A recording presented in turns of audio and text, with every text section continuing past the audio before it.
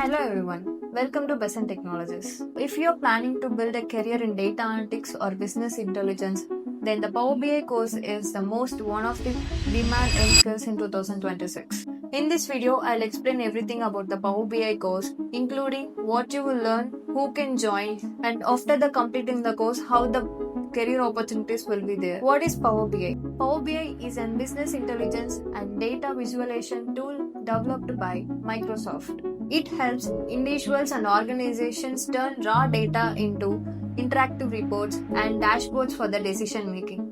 If you're looking to start your career in data analytics or upgrading your skills, then Power BI is designed to you. Let's get started into the video. Hi all, welcome to the third module of our Power BI classes. So today we are going to learn all about Power Query, data transformation. Like if you all remember in the last session, I had shown you how to connect with various data sources from Power BI application. So today and also along with connecting to them, I would have told that there were two options saying load and transform. And I would have directly gone to loading the data to our Power BI application without even cleaning them.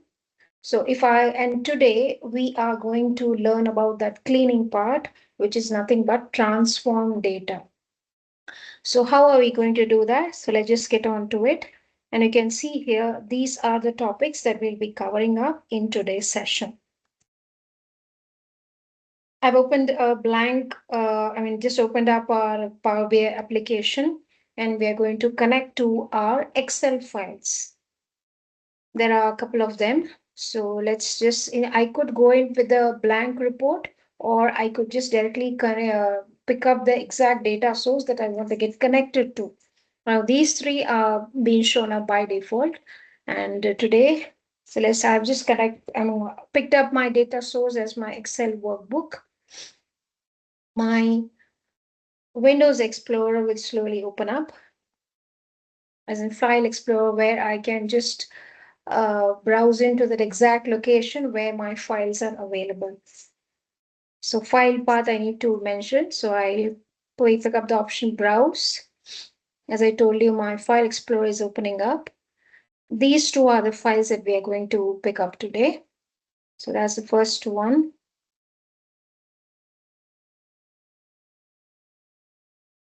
Okay. I'll go for next.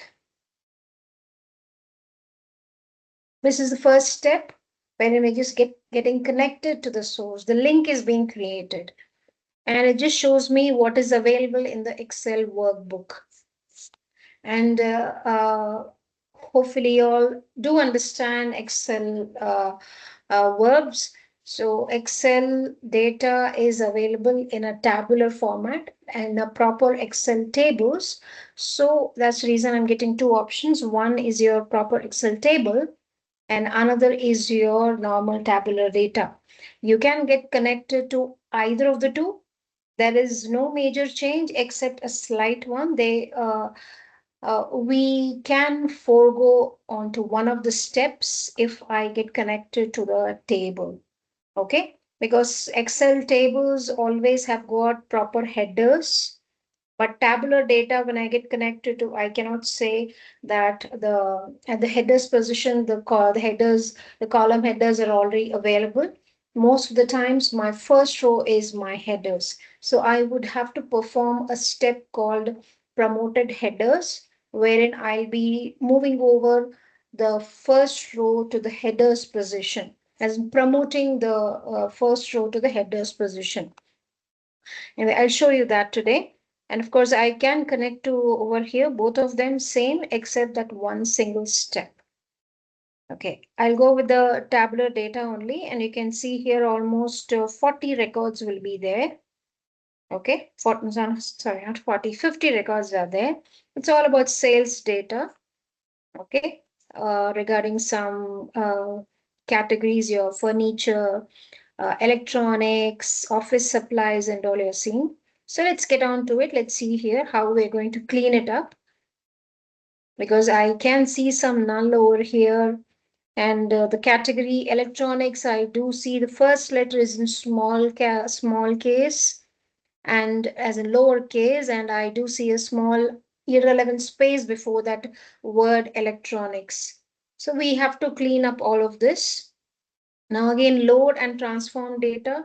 Load, it will directly take this data, load this data to the Power BI, where we can go ahead for further analysis. But the best way to deal with this data or any data that we are provided with is to go ahead for transform data so that we can see if there are any errors, if there are any null, or if there are any irrelevant spaces. As in, I can go ahead for the data transformation. In layman language, I can clean the data, make it ready for my analysis, because error data is going to give me erroneous results. So if we don't want that to happen, so we'll go ahead for the transform data, which is going to open up my Power Query editor. It's the ETL tool, extract, transform, and load, or more precisely, I can say the data transformation tool. Okay, I can see the data very much loaded here, 50 rows and 6 columns. Okay, I'll just zoom it off. Control Shift and plus is a shortcut for zooming. Okay, so as you can see, there are 4 steps already. I have not done anything special. I have just picked up the relevant data source and then mentioned the file path as to where my file is exactly available. And once I did that, a navigation screen opened up. Now the selection of the source is the first step. Here you can see your source. And since we got connected to Excel workbook, so it shows me excel.workbook and the file contents are available in this path. You can see it over here. And the next step was nothing but R. And you can see here there's only one record, as in one file, one sheet of data is available over there.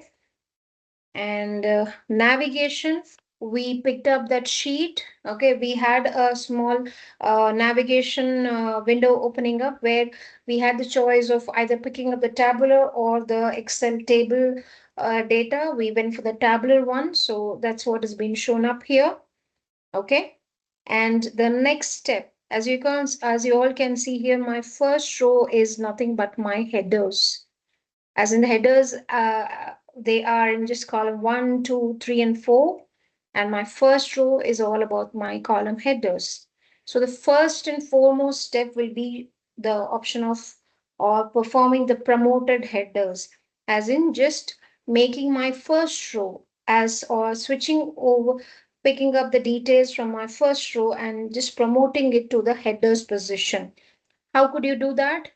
Now here it has been done by the Power Query editor. We can also do it manually. Nothing but if you see here onto the home tab, you can see this option, use first row as headers. I can pick up this option, or else if we go to transform tab, the second one is also the same. We have one more option over there which says use headers as first row. That option is very rarely used, because we do encounter the first one over here which says use first row as headers. As you can see here in our current example, that's the case. So that has already been done by Power Query Editor. Okay, yeah, you can see here my first row values are now my column headers. And till now, the data type changes has not been done. That's the reason we are seeing the data type as general, ABC123, as in general or no specified format. But then whenever we are going to perform the promoted headers from our end or from the Power Query editor, it has performed it already, as it is in our case. Both ways, you are going to see this changed column type or change type step. Those two are kind of BFFs, they go hand in hand. Okay, either of the way, but either I do it manually or it's done from the editor end. Both ways I'm going to see the column, that is a data type, getting changed.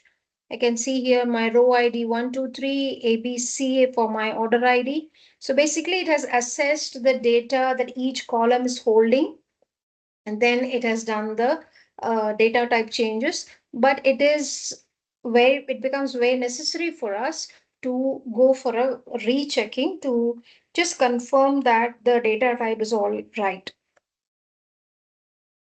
Yeah, I do see of all of these in ABC, so I'm fine with that.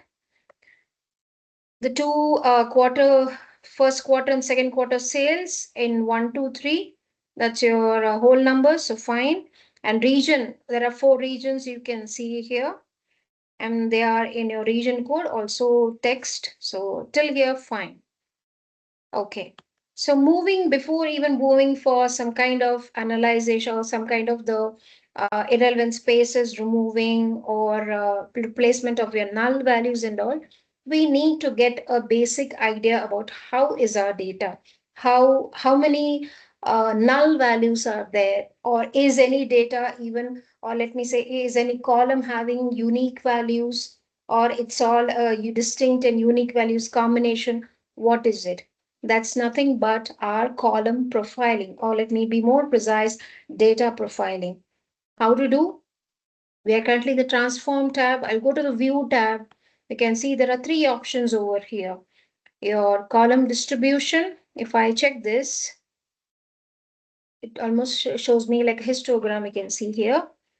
Uh, First column, which is my row ID, you can see 50 distinct and 50 unique. Now, whichever column you get to see the number of unique and number of distinct value, as in the count is exactly the same, then I can very well say that that particular column is a primary key column. So over here, my row ID is the primary key column because in this column, your distinct values count and your unique value count, both of them are 50, as in one and the same. Okay, what about here? Uh, okay, it's all green. I don't see any empty values still here. It's all 46 distinct and 42 unique. Now, what's the slight difference between this unique and distinct? Unique means exactly once. It's going to appear exactly once. Now, distinct means at least once. When I mention the word at least once, we should understand that it is going to appear more than once. That's what is distinct. Okay, so I do see here okay, 6, this is okay, 0 unique, that means none of them is unique. 1 is unique over here, it seems, but we need to see our empty spaces. We get to it's necessary for us to get rid of them, then we can have an even more better picture. Okay, now coming over here, you have some null. If I just hover over, okay, okay, I can see some blank spaces over here. See, it says Q2 sales, there are 4 records empty, as in 8% is empty. When I come here over here, what about this? It says 5 records are empty, as in 10% empty. Okay, this is just the distribution, column distribution. It's primarily to know which column is the primary key column. Let me move in over, which is the column profiling. Now, column profiling does give me an idea about basic statistics. Column statistics is what going to be shown up to me. As you can see, there are 4 distinct values, no error, no empty, no unique. All of them are repeating. None of them is even empty over here. And there are 4 of them. You can see the value distribution. How many, like 4 region codes, how many each of the region codes is occurring, like what's the frequency or occurrences. You can see, just for example, your US West is 17 records. Likewise, we can see each of them, how many records are even available. Okay, it does give me my min and max, but then it's a ABC as in text column. So minimum is going to be basically your dictionary order and the reverse dictionary order.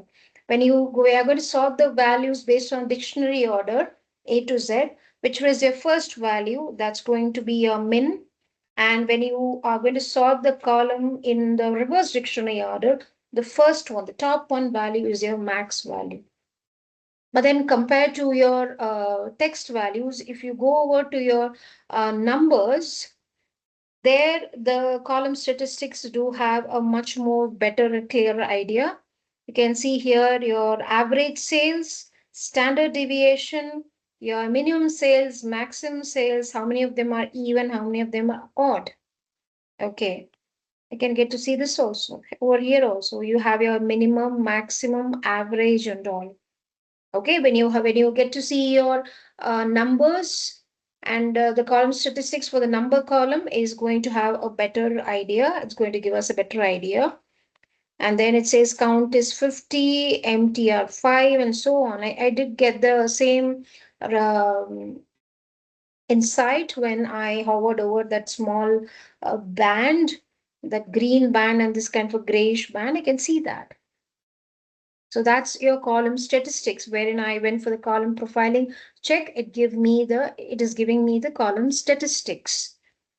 Last one, column quality.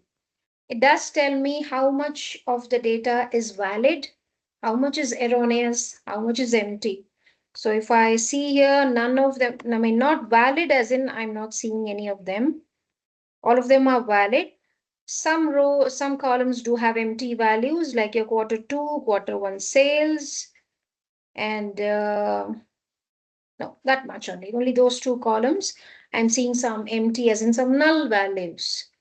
Okay, so this is a nice way. When you switch on this column distribution, profiling, the quality, we do get the basic idea about how our data is. The initial understanding about the data is could be very much captured by checking these three options and getting an idea about our data. But then this profiling is being done based on top 1,000 rows. I could do it based on entire data set. But then here it's just going to be the same because the data set has just got 50 rows. So all of them are being shown. Either of the options, whether it's profiling based on the top 1,000 or the entire data set, both are pretty much the same. Okay, so let's move on. After getting the profiling and the basic idea about our data, okay, first thing that I get to see here, as I told you, my there is a small space, unnecessary space. I need to get rid of that. It's called your leading and trailing spaces. Any string before the start of the string, if you have a irrelevant space, it's called your leading. And after the end of the string, if you have an unnecessary space, it's called your trailing spaces. And in order to get rid of your leading and trailing spaces, we are going to use a transformation called trim. So let me go ahead. And that's a nice convention, let me say, nice way of dealing with your text columns is you can pick up all of the text columns at one go, whether they are having or not having your irrelevant space, the leading and the trailing spaces. I can just select all of them at one go and go ahead for my trim. Now see here, I am able to see few of the initial rows, which one is having, which one is not having. But in a real time, it's not feasible for us to look over onto all the rows, because definitely we are going to be dealing with almost most minimal number of records is just 1,000. It's a very, very small number. Generally in your thousands, 10,000s or 50,000 or maybe 1 lakh and all, we're going to, there such a huge number of data is what we're going to deal with. So those times it's practically not possible for us to really recognize which value from the column is having the leading or trailing spaces. So it's a best way of dealing with the text data is just select all the text data at one go, obviously using your mouse and control key from the keyboard, and right click. You come here to the transform option and pick up the option trim. You can do it like this, or one more is also there. I can go to the transform tab, format. I can use the option trim. See, remove leading and trailing white spaces from each cell in the selected columns. When I do that, I got to see that that particular electronics. Before that, the leading space got removed, and that has been added up as a step over here. Okay, whatever changes, whatever transformations we are going to be applying onto our data with the help of this UI options given to us, each of the transformation is going to be captured and be placed. It's going to be captured as a step over here onto my right hand side. You can see under the apply steps. Also, there is a, at the background, there is a M function query being written. It's all done from the Power Query editor end, not from our end. Of course, we can do write the queries, the M function queries manually also. If necessary, we are going to do so. Okay. So that's first your trim. We got rid of that unnecessary space. Okay. Next step is to make the first letter of each value as my capital. So again, my all the four are being selected. That's good only. I'll come to the same format option. I can use the option capitalize each word. Convert the first letter of each word in the selected columns to an uppercase. Just the value, as in the string value, first letter is going to be an uppercase. Rest all small case only. Once I did that, I get to see it. But I think I shouldn't have applied to this customer info, because earlier it was NYC with the proper country code now. So what I'll do is, it has applied all four, right? I'll remove this customer info from here. Yeah, I just removed it. So this is back to my NYC, proper NYC. I guess order ID also no, not necessary.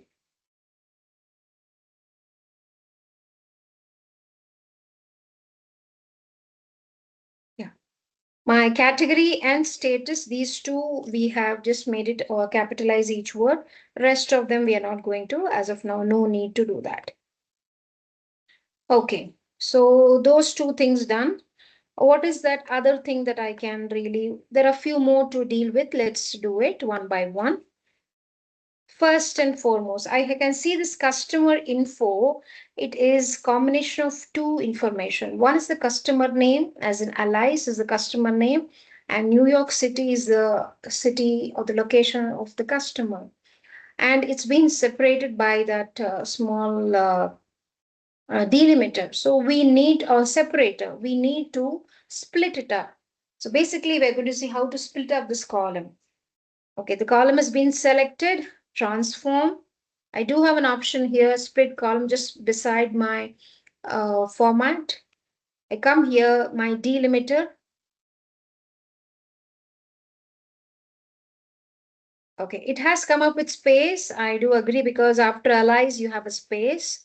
But then, okay, first thing, these are some predefined delimiters already given, but I want to go for custom because I want to have a space, then that line, and one more space, because that's what is even given here. And split at leftmost delimiter, rightmost, or each occurrence of the delimiter. Now here you just have a single occurrence of the delimiter. So all the three options are going to behave the same. But when you have multiple occurrences of the same delimiter, which part, say suppose you have three words and you have got two spaces in between them.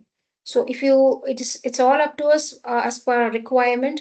Do we want to split that single column into multiple, like three columns? Then I'll go for each occurrence of the delimiter, like at each position or at each occurrence of my delimiter position, I'm going to do the split. Or it could be the leftmost or the rightmost. As I told you here, it's just a single occurrence, so all the three have got the same meaning. What's your advanced here? I can split it into columns or even rows. You can choose the option. Columns is default. I'm going for default only. And see, it has already shown me that there are two columns. Okay, and these code characters and all are some default values. We are not going to touch them. I'll just say okay. So the moment I did that, So at that occurrence of that space, that small line and one more space, it has just split up the column into two now. I've got my customer name and I've got my city, right? And after splitting up the by delimiter, it has done a small change type. Okay, but then I do want to rename them. Either I go a double click on the column names, existing column names, give it a new name, or else that's when I do that, I'm going to get a new step called renamed columns. But even before doing that, I want to do it over here itself, the place where I have done the splitting. I want to do it at that place itself. So I want to just put this as customer underscore name and the second one as city. Okay. But the moment I do that, if you come to your change type, it will say that this customer info 1, info 2 are not there because we've already renamed them. So just come over here, given the new names, all good.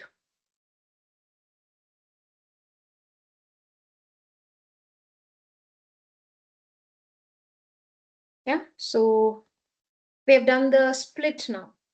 What about merge? I can do a merge also. I can see a category status. I can merge these two columns. Just select them using my control key from the keyboard and my mouse. Okay, on to my transform only, just right hand side of a format, you do see the option called merge columns. Let me pick up that option. Okay, what is my separator? That is, what's the delimiter between the two I want to give? None of these. I'll go for custom. I'll just say space hyphen space. And it could be any of the names, a new column. Maybe I'll just put it like here, category hyphen status. I could do that and just say okay. Yeah, see, two columns, we have just merged it into one. So we can split the existing column into multiple columns. Same way, multiple columns can be merged into one. So this is nothing but splitting and merging columns. Okay, now let's move on. Okay, there is something more to it. Okay, anyway, let me do one more thing before I go there. I can see the quarter one and quarter two sales, there are few null, right? As of now, I am just going to replace the null with your zeros. But in real time, even before you do any kind of replacement, it becomes very necessary for us to have a formal communication about the null values, any missing values. So from whichever team we are going to receive the data, maybe the data engineering team or any other team who are responsible for the data, it's better that we have a formal communication with them via either your mail or chat. Okay, first notifying them about the data that this many rows I have received, say this many null, this many missing, and so on. This is my understanding. So, is it the same case at your end as well? So, only after we have a proper formal communication and that we get a confirmation that maybe it's a true mistake at our end. Maybe during the transmission, some data has got lost and they have just given you the new data. They have already sent you the new data after your communication. With that new data, you would go for a replacement. As otherwise, we shouldn't go ahead and blindly do any sort of replacements. Okay. So since it's a practice exercise, we are just going for the replacement. I've selected both the columns. Right click, you do see an option replace values. Okay, value to find null and zero. And main thing to note over here is M language is case sensitive. So NULL, all four are in small. I'm giving it the same way. You can see here, all of them are in small only. So I just say, okay, you would see that the null has now got replaced with zeros. And same over here, the my step name also suggests the same. Okay, what more can I do? Coming over, okay, even before I move ahead, I need to find out whether there are some irrelevant columns, whether there are some duplicate rows and so on. Okay, if you look on to this, I can get rid of my row ID. That mere existence of row ID is not adding any value to the data. So I am not even going to need it further. So I can just go ahead and remove, right click and remove. That column has got removed. Now, even before going ahead for checking where there's some duplicates and all, and even going, and the next step performing is to removing them, I need to first select all the columns. We shouldn't be removing the duplicates based on a single column, because the duplicates are to be assessed by selecting that entire row. Okay, so row wise, that's if it is a repetition, I'm going to say it's a duplicate. So that's the reason I selected all the columns. Once done, I'll come over to the home. I'll come here to the reduce rows area, especially this remove rows. You can see an option called remove duplicates. Okay, if there are none, you will see the count is just going to be the same. Like currently it's 50, it will remain the same. But if there are some duplicates, it will remove them and the count will be reduced. Let's just see that. Okay, earlier it was 50, now I'm seeing it's 46. So kind of almost 4 of them are duplicates. Those have got removed. Okay, in fact, my second row was actually a repetition. I had seen that. My see here 102 ORD 102 was a repetition. What about my 112 is also a repetition, like that only. We are, since it's a small data set, I'm able to see it very easily. 126 is also a repetition.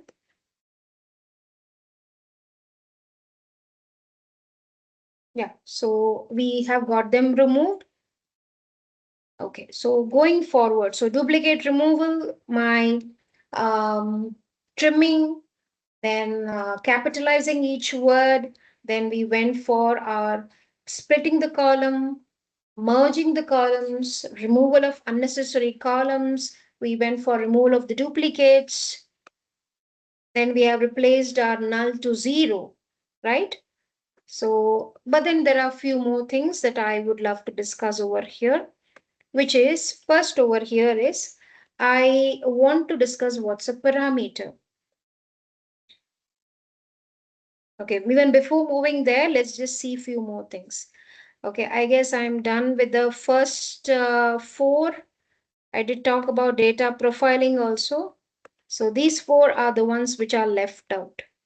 Okay, so first and foremost, I'll go with what's a conditional column and then move into parameters. Now, conditional column, now say suppose I have my quarter 1 or quarter 2 sales, any of the column I'm going to pick up.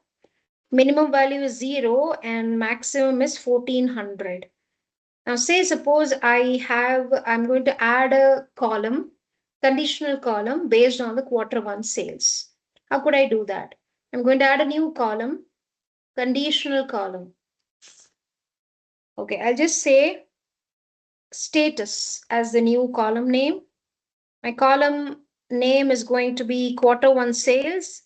If it is greater than equal to 1000, I'm going to say good, or else I'll just say average. Okay, or let's do one more thing also. I'll have select 1 second. Let me have 3 status rather than having 2. Okay, maybe 0 to 500, 500 to 1000, and above 1000. Like that we'll keep, as in low, average, and high. Okay, so I'll come back here.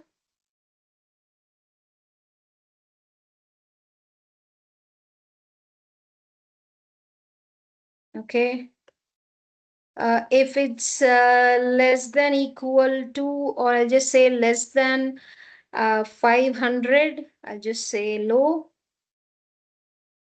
Else, if the sales is greater than 1000, I'll say high. And else which is between 500 to 1000. So that's your else. We don't have like between options in our conditional column. So I'm using that over here in the else. Okay. So now we have been able to add a new column called status. So based on the quarter one sales, when it is lesser than 500, it's your low, greater than 1000, it's your high, and in between, that is between 500 and 1000, both inclusive, that boundary or that limits, if the sales value is falling under, we're going to say it's as average. And yes, this is the small conditional column, the query that we wrote is just query, as in we picked up the options. It has written a query for me. I just need to change the data type from one ABC123 to ABC. Text as in, yeah. So that's also added as a changed one. Okay, I guess this step is not required. Just we did pick up, we just opened up a filter menu to see the range of values that has got registered here as filter rows. It's not necessary, so I just got rid of that.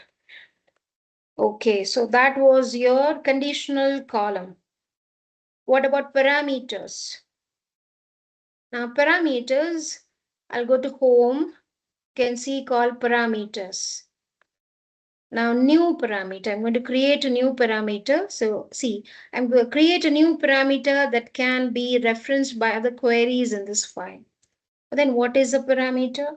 Now they act as dynamic variables, placeholders used to filter data dynamically, switch data sources, or limit query loads during development. Okay, how to do that? Now I've come up with an example. You create a new parameter based on my region code. There are 4 of them. I'm going to name this parameter as target region. Now this is how the convention is. The first letter and in between, if there are some like 2 words together, that's the new name you're giving means. Both the first words, first letter is going to be a capital. Okay, description you can bypass.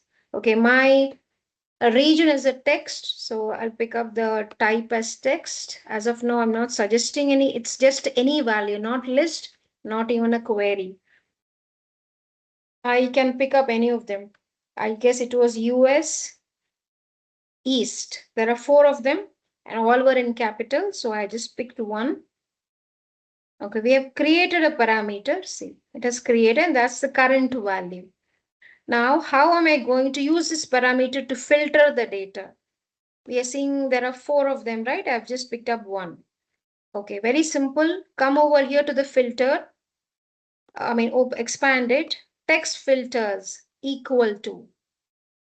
Either I can enter a manual entry is possible, or else, see, manual entry is through this text.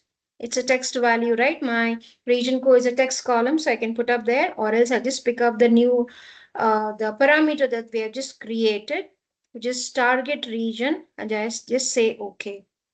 So only the records belonging to US East has got filtered out. In fact, I need not even go ahead and maybe change the filtering over here. In order to have a dynamic filtering, I can just come over to my parameter and just change it to maybe mid. If I just say or hit enter and I come back to my data, you can see here it's all now mid only. There are 4 records for mid. So it's a dynamic filtering. We don't need to manually change the filtering part. We can just change the parameter default value or the current value, and the filtering is going to be dynamic here. Okay, this is going to be very useful when we are thinking about to filter the data dynamically rather than manual stuff. Okay, just change the parameter, the current value, that's going to be enough. Okay, now I'll get rid of this. Okay, now we have one more, I guess. We are done with all except this. Yeah, this is the one left out. And yes, of course, my append and merge queries. Okay, moving on, how to do unpivot and pivot. Okay, now unpivot columns, that's the more common one that we'll be applying. It's just going to transform wide tables with multiple attribute columns into long skinny table in attribute and value pairs, which is essential for proper Power BI star schema modeling. Now, say for example, you have in over here your quarters one and quarter two sales. Okay, yeah. So if I want this, instead of this kind of many of the time, my data is looking very much similar to a pivot table, as in a matrix format, wherein you have got your row headers, your column headers, and at the combination of each row and column, you're going to have a value. So when the data is in that structure, it becomes very difficult to create a data model, or even at the Power BI end, or even to analyze the data with such kind of format, it's going to be pretty difficult for us. So it becomes necessary that I do a unpivot, like I just rearrange that pivot structure to an unpivot structure. That's what we are going to see here. So as of now, my order ID, I am just keeping it, and the rest of the columns we are going to do the unpivot. And what will happen is this customer name, city, my category statement, basically each of the column headers will be an attribute, and each value for each these values become the pair. But then how it will be, I'll just come across now. You have now 46 rows. Now 46 into 8. So basically for order 101, you're as of now you're having one row. Now after I do that unpivot columns, for 101, there's order 101, I am going to see 8 rows. We'll just see now. Order ID, it's been selected. Right click, come over here, unpivot other columns. Not the selected one, but the unselected one. There's the other columns. As I told you, the column headers are now in one column and my value is in other. Okay, for each of the column headers and the value, we are going to form this attribute and value pair. Okay, I could have done one more thing if you want, just to show you. For some time, I could just retain these three of them. That is my order ID, quarter one, quarter two sales. I'll remove the rest for some time and now do my unpivot other columns. Just see how it looks like.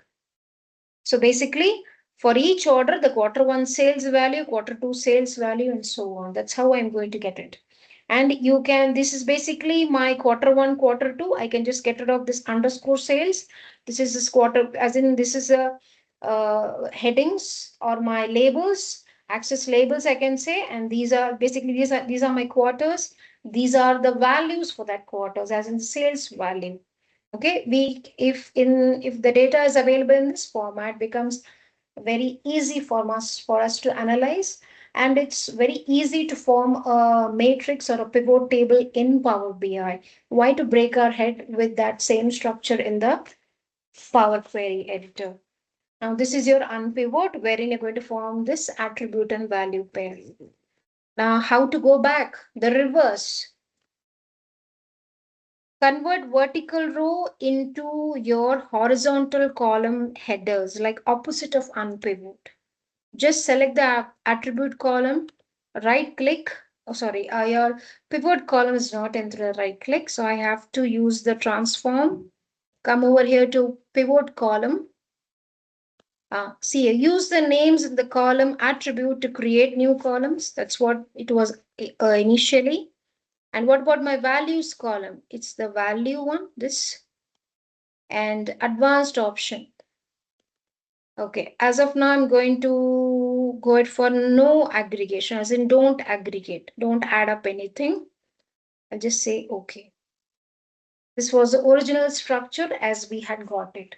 So one the data, when you want to convert it to, when you want to unpivot that columns, it very much creates this attribute and value pair for us. And you can convert it back to that original form, that is from unpivot to pivot, by just selecting the attribute and and not aggregating the values. So each of the value from the attribute is going to be my column headers, and the values are just going to be the values for each of those columns. Okay. So this is also done. Only this append and merge queries is left out. So let's just see. I do have one more data for the same. I'll connect to that.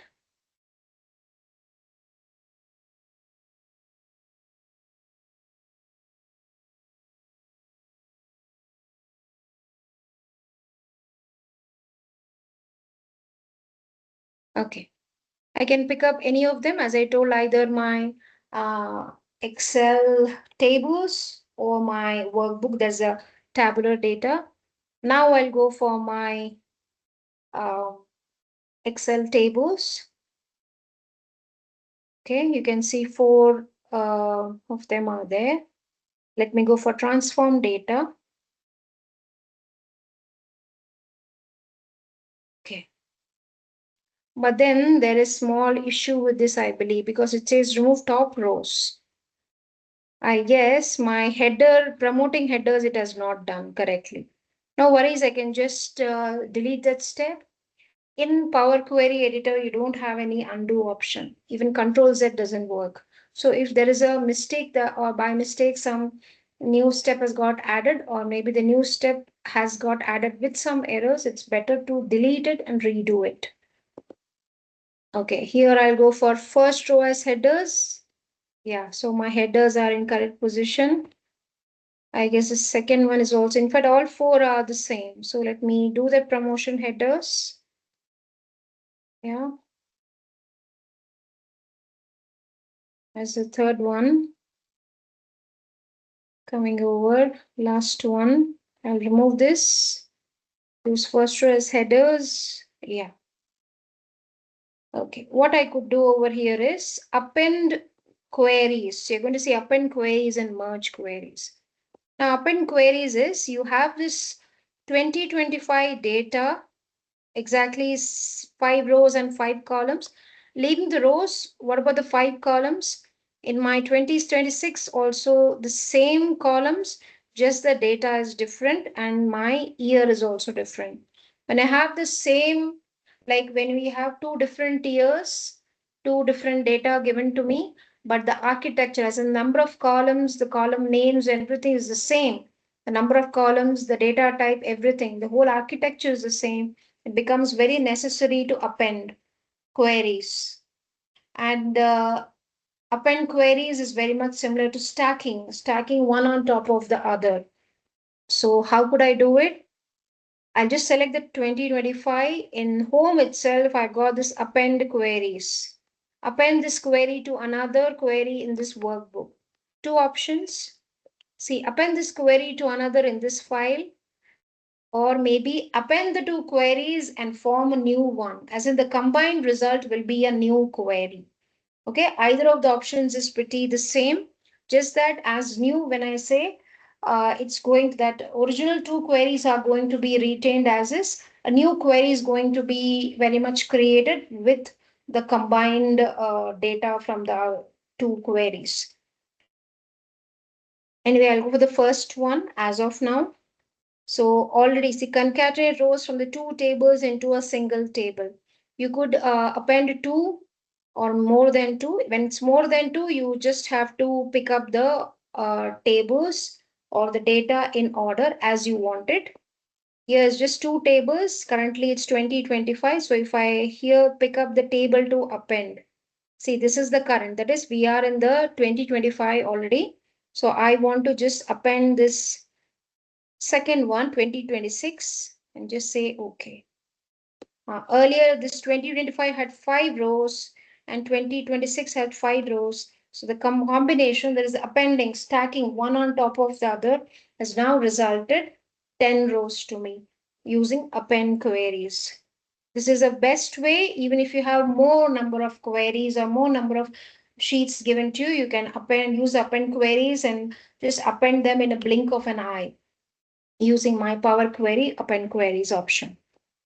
What about merge? Merge is very similar to VLOOKUP in Excel or even SQL joins. So let's just see that. Now I have one of the transaction data, 6 records here. 8. There are 6 customers I can see over here. And the other one over here also 6 customers. But I already can see something because the data is very less. There are 5 of them, I guess. Oh, that's your customer. Sorry. You have your first 5 and first 5. Yes, first 5 customers are the same. In here, you have 108 as new.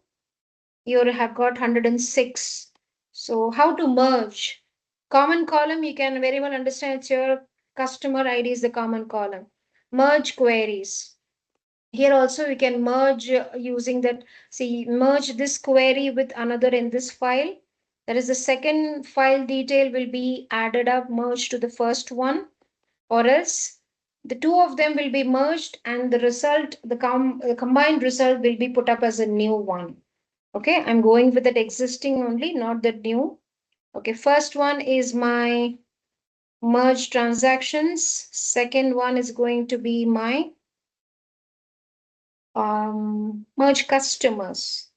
I'll just pick up the common column. We see there are 5 only matching. That's fine. We just saw it now. One had 108, one had 106. So basic 3, if I think about left outer, all from first, matching from second.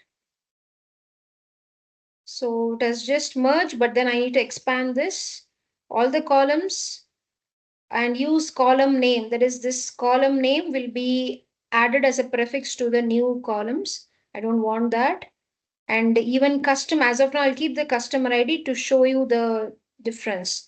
See, 106, no, in the left hand side, the left table had 108 and the right table had 106. Now our join type was left outer, which is retaining all the records from the left and matching from the second. That's what has happened. Okay. If I go for the other one, which is the right outer, I'll see the other one, which is 106 will be now coming up. See, 106 is coming, 108 won't be there. That is all from right matching from the two. And if I go for the other one, the last one that is got a common full outer, it will just say matching from both the ends. So that null will be definitely be shown, but that matching will be, see how it's coming up. I guess it's not matching. I guess all it has considered, yeah, full outer, my mistake, all rows. Every row is going to be retained. Okay. This inner one is what will be all matching rows, 5, 5. Okay, that 108 and 106 won't be there. Okay.